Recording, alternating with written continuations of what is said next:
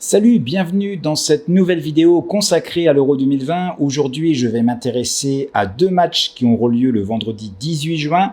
Il y aura tout d'abord la Suède contre la Slovaquie et le match très attendu en Grande-Bretagne entre l'Angleterre et l'Écosse. Alors juste avant de passer à l'analyse, je vous rappelle que vous pouvez rejoindre mon groupe VIP Tipster Premium gratuitement et cela jusqu'à la fin de l'Euro. Si vous voulez en savoir plus, il vous suffit de cliquer sur le lien que vous trouverez en description ou alors sur l'image qui s'affichera en toute fin de vidéo. J'avais ouvert l'accès gratuit aux 200 premiers au début de cet Euro. La moitié d'entre vous ont déjà rejoint le programme. N'attendez donc pas trop si vous voulez en profiter, car une fois les 200 premiers inscrits atteints, l'offre sera terminée. Alors vous êtes de plus en plus à suivre mes vidéos pendant cet Euro, je vous en remercie. Je vous laisse me mettre un like comme d'habitude, ça m'incitera à en faire d'autres et bien sûr avec des pronostics toujours le plus safe possible. Passons tout de suite à l'analyse de nos deux matchs. Le premier match que je vais passer en revue, c'est Suède-Slovaquie. Les Suédois sortent d'un match à leur booster le moral puisqu'ils ont fait match nul 0-0 contre l'Espagne. Un match, on ne peut pas se le cacher, où on s'attendait à les voir perdre.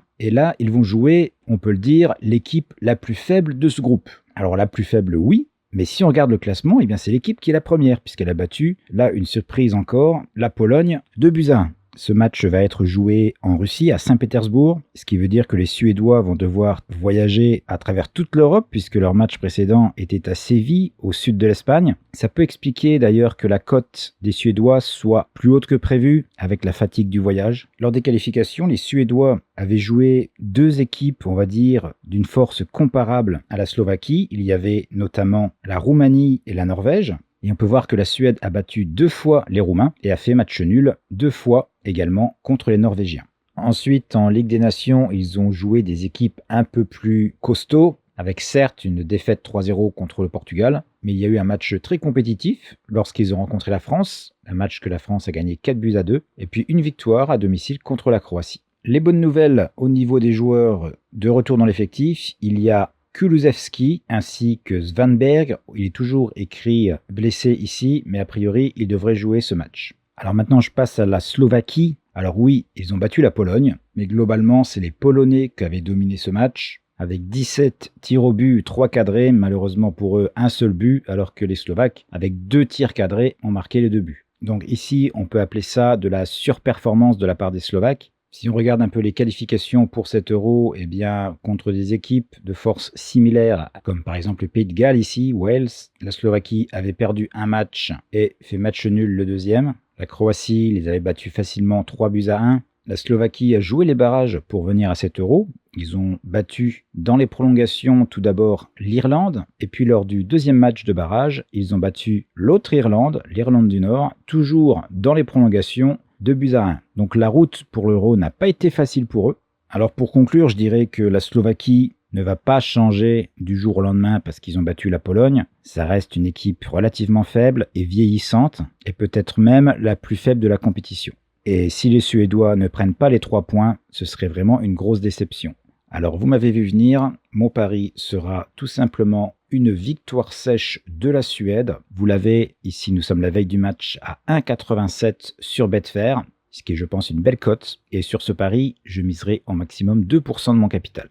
Alors maintenant, je vais m'intéresser au groupe D avec le choc entre l'Angleterre et l'Écosse. Alors je dis un choc, c'est pas parce que ces deux équipes sont très fortes. L'Angleterre est très forte certes, mais l'Écosse beaucoup moins. Ce qui fait en fait le choc, c'est que ils ne peuvent pas se sentir tout simplement, que ce soit au football ou au rugby. Il y a une grosse compétition entre ces deux nations, mais le niveau n'est pas le même. Ça s'est vu tout de suite lors du premier match. L'Angleterre a fait un très bon match contre la Croatie, une petite victoire 1-0 certes, mais ce fut un match très sérieux de la part des Anglais avec beaucoup d'engagement. Le match contre l'Écosse va une fois encore pour les Anglais se jouer à Londres, donc un autre avantage de jouer à domicile. Les Écossais, lors du premier match, l'ont joué en Écosse, mais ça ne les a pas empêchés de perdre 2-0 contre la République tchèque. L'Écosse n'a pas été ridicule, loin de là, ils se sont bien battus, ils ont eu des occasions, mais ça n'a pas suffi. l'Angleterre reste sur une excellente série avec 6 victoires d'affilée et le plus impressionnant, c'est la défense. Ils n'ont encaissé qu'un seul but lors de ces 6 matchs. C'était contre la Pologne lors des qualifications pour la prochaine Coupe du Monde. Pour les Écossais, évidemment, c'est un peu moins glorieux. Des défaites en novembre dernier contre la Slovaquie et l'Israël en Ligue des Nations. Ensuite, match nul pour les qualifications de la Coupe du Monde contre l'Autriche. Match nul contre Israël.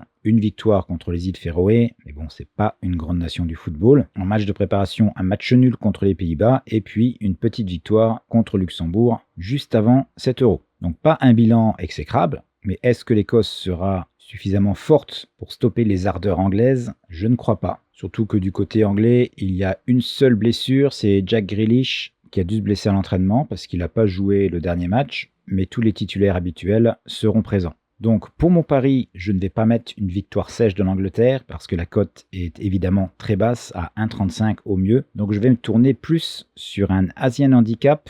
Ici, j'ai 2 possibilités. Alors si vous avez la possibilité de parier sur un site comme Pinacle ou Betfair, c'est-à-dire OrbitX si vous habitez dans un pays comme la France, moi je partirai sur un Asian Handicap de moins 1,25 sur l'Angleterre, qui est coté ici à 1,79. Alors qu'est-ce que ça veut dire? Eh bien, il faut que l'Angleterre gagne le match par au moins 2 buts d'écart. S'il y a un seul but d'écart, si votre mise est de 100 €, vous perdez 50 €. Donc vous récupérez que la moitié de votre mise. Donc sur Betfair, ce pari se traduit comme ceci. Angleterre moins 1 et moins 1,5. Et c'est comme si, toujours pour notre exemple de 100 €, vous pariez 50 € sur Asian Handicap moins 1 et 50 € sur Asian Handicap moins 1,5. Donc en fait, vous avez parié 100 € sur un Asian Handicap de moins 1,25. On retrouve le même pari sur un site comme Pinacle, et ici, il s'appelle bien moins 1,25, et la cote est autour de 1,75. Maintenant, si vous n'avez pas la possibilité de placer ce pari, vous avez le Angleterre Asian Handicap moins 1,5.